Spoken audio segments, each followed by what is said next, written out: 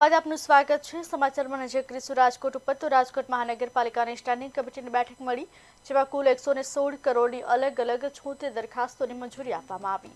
મુખ્યત્વે રાજકોટમાં ન્યારી ડેમ અંતર્ગત વધુ એક 25 MLDનો નવો ફિલ્ટર પ્લાન્ટ બનાવવા માટેની દરખાસ્ત મંજૂર કરવામાં આવી, જેના થકી નવા રાજકોટના 2 લાખ જેટલા લોકોને પાણી ઉપયોગી થશે। ઉપરાંત દોઢ દાયકા પહેલા બનેલા રાજકોટના હાડ દિશામાં 150 ફૂટ રિંગ રોડ પર માધાપર ચોકથી ગોંડલ ચોકડી સુધીના 10.5 કિલોમીટરના માર્ગને રીડિઝાઇન કરવા દરખાસ્ત મંજૂર કરવામાં આવી।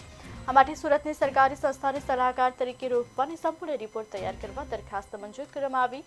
જો કે આ સંસ્થા દ્વારા અમદાવાદના Sarkhej Gandhinagar road, SP ring road, સિદ્ધ ભવન રોડ જેવા રસ્તાની ડિઝાઇન તૈયાર કરે છે, જેમના દ્વારા અભ્યાસ કરી બાદમાં રાજકોટના 150 ફૂટ રિંગ રોડ પર સર્વે કરી બાદમાં 10.7 કિલોમીટરના માર્ગ પર રીડિઝાઇન તૈયાર કરવામાં આવશે।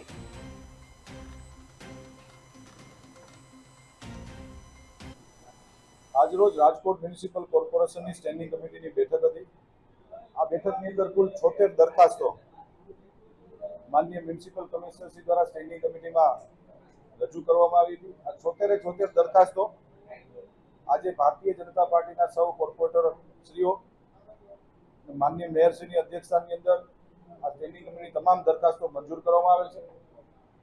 આ દરખાસ્તની અંદર એક દરખાસ્ત એવી હતી કે જે રાજકોટ શહેરમાં શાક માર્કેટના થડાઓ છે, ફ્લાવર માર્કેટ, શાક માર્કેટ, ખડપીટ, જેમાં જૂનો દર માસિક 500 રૂપિયા હતો।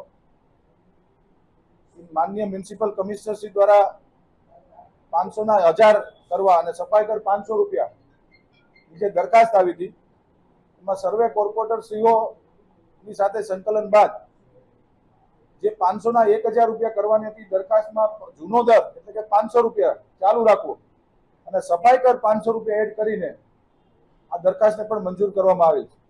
કુલ મિલાવીને આજે રાજકોટ મહાનગરપાલિકાની સ્ટેન્ડિંગ કમિટીની અંદર 1,16,31,12,790 એટલે કે 116 કરોડ 31 લાખ જેવી રકમના ખર્ચે રાજકોટ શહેરના શહેરીજનો માટે ભારતીય જનતા પાર્ટીના શાસકોએ આજે અમે લોકોએ સમગ્ર 18 વોર્ડમાં વિકાસ કામો માટેની આજની સ્ટેન્ડિંગ આજરોજ રાજકોટ મ્યુનિસિપલ કોર્પોરેશનની સ્ટેન્ડિંગ કમિટીની બેઠક હતી।